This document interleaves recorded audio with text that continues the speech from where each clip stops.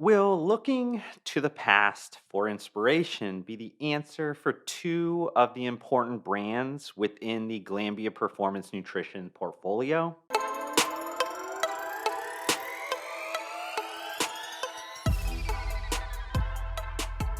On November 3rd of 2022, Glanbia updated the public markets by releasing its 2022 year-to-date quarter 3 earnings report.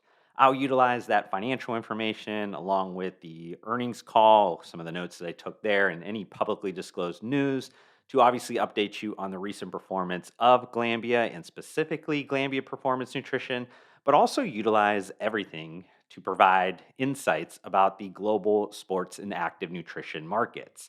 Just some quick kind of financial mumbo jumbo housekeeping for us Americans.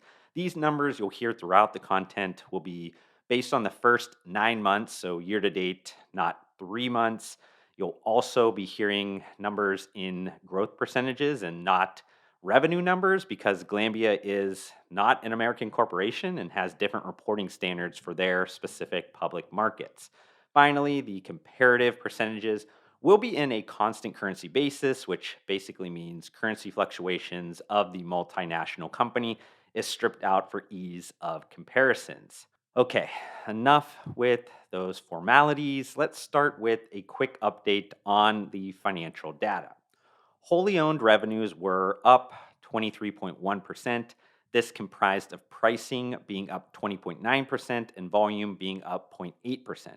Glanbia also had an additional positive 1.4% impact from acquisitions. Just as an extra note to think about throughout this, wholly owned in each of the two divisions did have decelerating comparative growth to the first half reports that I kind of talked about in the last content about Glanbia. For those that might not be too familiar with Glanbia, they are made up of two wholly owned divisions. Let's cover Glanbia Nutritionals quickly first because I don't particularly spend too much of my time personally on that division, though it is extremely important to the overall business. Glanbia Nutritionals is made up of two subdivisions, the US cheese business and then also the nutritional solutions business. Revenue was up 27.4% year over year, coming from 23.5% price increase and then volume increase of 2.2%. This division also benefited from acquisitions in the comparatives of 1.7%. Now, moving on to Glanbia Performance Nutrition, which is made up of nutritional supplement brands like Optimum Nutrition and SlimFast among a handful of others. This division had revenue that did increase 13.7% year over year. The brand portfolio continued to have strong pricing power in the market, with it being up 15.4%. But price elasticities from those price increases have caused the year to date volume to turn negative at 2.2%. Glanbia Performance Nutrition also benefited 0.5% from the acquisition of LevlUp, an esports gamer nutrition brand. Let's look at the GPN revenue by region, starting with the Americas, that currently makes up more than two-thirds of that divisional revenue. In the first 9 months of 2022, the Americas region, at least the branded revenue, grew 14.6% year over year. This was driven by mostly price increases, but they also had good volume growth coming from the performance nutrition and healthy lifestyle brand portfolios, with the volume decline coming from the SlimFast brand as the expected weakness in the diet category continues. Shifting into the GPN international region, which makes up the remaining just under one-third of the total divisional revenue, in the first 9 months of 2022, the international markets, which also includes their international direct to consumer business, grew revenue by 14.5% year over year. Like the Americas region, GPN had strong pricing power across all products and regions, but volumes continued to struggle, though key markets are expected to show growth in Q4. Now, shifting into the product category breakdown, let's start at the biggest and what Glanbia Performance Nutrition has been built around since the very beginning. Performance nutrition is basically Optimum Nutrition. Yes, they still own BSN, and I have some comments about that brand later in this content, but this is really all about Optimum Nutrition. Performance nutrition now makes up about 54% of the total GPN revenue. It had 22.6% year over year growth globally, but also was particularly strong in the US market with consumption growth of 32.9%. Optimum Nutrition has benefited from its leading market position, ongoing marketing investment that includes the Proven campaign, expanded large retail distribution, and focusing on launched innovations across categories like energy, hydration, plant protein, and dairy RTD beverages. The next biggest GPN product category is healthy lifestyle, which is made up of brands like Think, Isopure, and Amazing Grass. Healthy lifestyle makes up about 17% of the total GPN revenue. It's been particularly strong over the last few years, with the first 9 months of 2022 showing growth of 26.1% year over year and the US market consumption growth of 15.8%. The category strategy across these three brands collectively will focus on driving brand awareness and customer acquisition with new creative campaigns and expansion of distribution in key sales channels. Shifting into the problem child currently of the GPN product categories, this is weight management and has been a drag on the portfolio throughout the entire pandemic era. Weight management, aka SlimFast, is now slightly under 16% of the total GPN's revenue. It has both global growth and US consumption that are in the negative teens.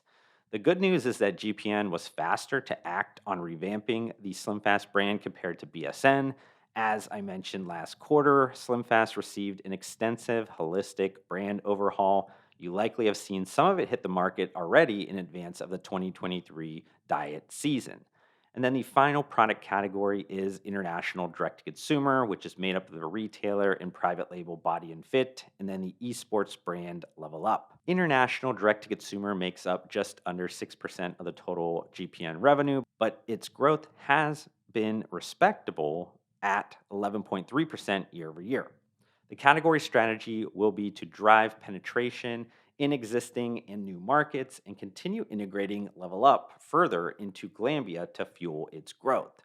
For the kind of last part of this content, I'm going to do what I did last quarter and just kind of share a collection of either like hot takes or things I'm left pondering about Glanbia, specifically Glanbia Performance Nutrition at this current time. Firstly, the initial major campaign for SlimFast revolves around paying homage to their 80s roots by partnering with the era's fitness icon Denise Austin. Her daughter and fitness personality Katie Austin will join her in an activation that incorporates then and now elements to allow fans to move through the decades with SlimFast. This activation is a continuation of the Same Difference ad campaign that SlimFast released in September that incorporates a bit of humor, a nostalgic look at the brand's classic 80s past, and how it has evolved into the brand that it is today. Now, I definitely like the ideation and early execution of this new SlimFast direction. With the kind of weight loss or weight management category changing rapidly, SlimFast must show that they still have the best targeted platform that includes customizable products and resources to meet consumers where they are today on their weight loss or kind of weight management journeys.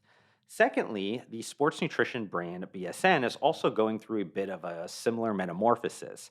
I got to chat about this with Stuart Dansby, BSN's Athletes and Partnerships Manager, and Jeffrey Howe, Glanbia Performance Nutrition's VP of Sales in the Americas region, a few weeks ago at the NACS conference.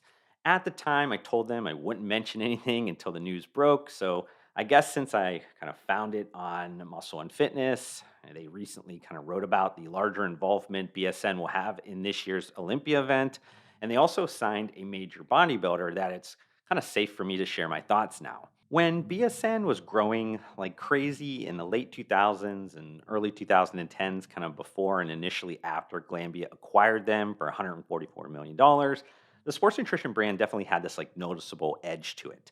They own the color red, which symbolizes action, strength, energy, and passion. It was really a great color for the brand at the time.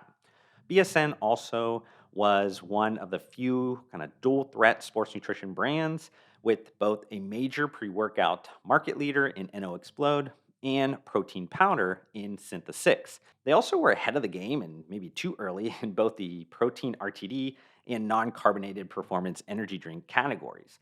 So, what happened to the BSN brand? It's actually hidden in that initial acquisition document from almost a dozen years ago. While Glanbia correctly spotted that the sports nutrition category would have a mainstreaming effect, they used the information incorrectly to assume BSN should be everything to everyone. They already owned one of those sports nutrition brands in Optimum Nutrition. While things were good at BSN revenue wise, at Glanbia in those first kind of few years, and they definitely got a strong ROI on that investment many years ago. But the brand has essentially been lost over the last like 5 to 7 years. They took that BSN edge and never really kept sharpening the blade. They instead made it dull. So, what does that have to do with the recently announced Olympia kind of sponsorship and really going back into major bodybuilding sponsorship? Well, Glanbia is attempting to bring back an edge to BSN like they did when they sponsored one of the greatest bodybuilders of all time, Ronnie Coleman, and had a huge involvement in the UFC. Now, will this work? I don't know enough about the transformation plan to accurately judge that yet, but I'll just say that the probabilities are low, especially if they are defining success as not only the influence BSN had in the late 2000s, early 2010s, but also that era's revenue generation.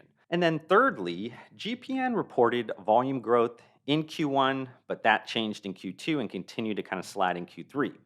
They've instituted three extensive, kind of large pricing increases over the last 15 months.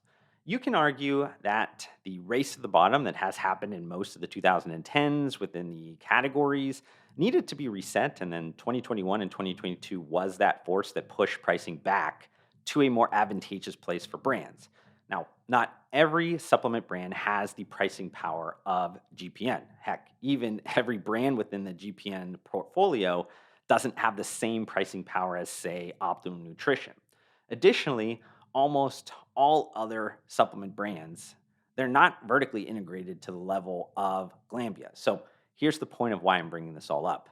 Watch how you follow the leader because it might not be an applicable pattern and it will definitely get you burned badly. I expect supply side costs, especially when we're talking about dairy proteins, to continue kind of lowering within 2023. That is, unless a black swan event happens, and maybe more. I'll talk about that in the future on my channel. So make sure you are subscribed to it. But prices right now, outside of some strong brands that have the pricing power, are pushed to the point where elasticities are going to cause consumers to either trade down, opt out of a category, or maybe utilize more of their consumer inventory, which will extend some of the repurchase cycles. That gets more important to consider if the recession is elongated or deepens from its current levels. It's definitely something to pay attention to. Well, I hope you enjoyed this YouTube video. If you did, consider hitting the like button to support me. Also, help me get to my short-term goal of 2,000 subscribers by hitting that subscribe button. I'd love to see you join me on this journey, but we need to fix the fact that slightly less than 80% of you that are watching this YouTube video right now are not subscribed to my channel for some reason or another, and that definitely makes me sad. But I do actually really appreciate you for tuning in, and I will see you on the next one.